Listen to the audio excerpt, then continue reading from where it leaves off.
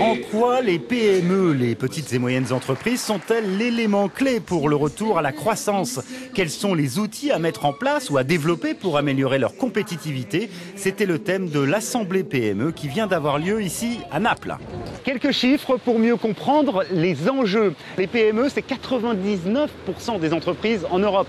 Elles donnent du travail à 2 Européens sur 3 aujourd'hui et représentent 2/3 de la valeur ajoutée qui est produite chaque année en Europe. Avec 26 millions de chômeurs, l'Union européenne continue de souffrir de la crise. En 2014, on estime que 740 000 postes devraient être créés dans les PME européennes. Un signe certes positif, mais qui ne compense évidemment pas les quelques 9 millions d'emplois perdus dans les PME depuis 2008. Nous n'en sommes pas encore arrivés à un point où nous pouvons prendre les choses pour acquises, à savoir que des PME vont continuer de voir le jour. On a encore beaucoup à faire pour non seulement soutenir la création des PME, mais aussi les aider à se développer. Le projet d'union bancaire qui devrait entrer en vigueur dans quelques mois, ou encore les traités de libre-échange en négociation avec le Japon et les États-Unis, devraient donner un sérieux coup de pouce aux entrepreneurs. Par ailleurs, l'Union européenne vient de mettre en place un nouveau programme pour stimuler la croissance des PME, intitulé COSME. Il est doté de 2,3 milliards d'euros et vise notamment à faciliter l'accès au financement.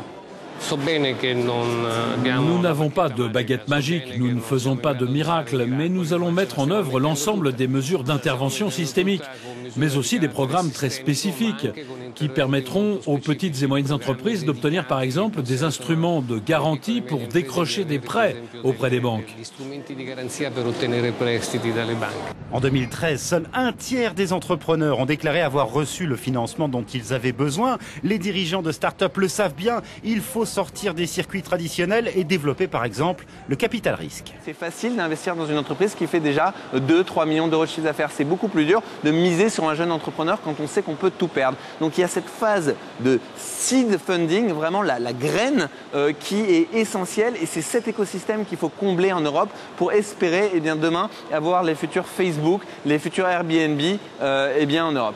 L'autre grand défi des entrepreneurs européens, c'est l'internationalisation, surtout lorsque l'on sait que d'ici à 2030, 60% de la croissance mondiale sera générée par les économies émergentes. Il faut garder à l'esprit le fait que l'Europe doit être considérée comme un marché intérieur. Et donc le reste du monde doit être vu comme le marché réel potentiel, même pour les très petites entreprises. À Naples, plusieurs entrepreneurs ont été récompensés dans le cadre des prix européens de la promotion de l'esprit d'entreprise, des initiatives originales qui ont créé des centaines d'emplois cette année en Europe, comme quoi la créativité entrepreneuriale est aussi une bonne piste à suivre.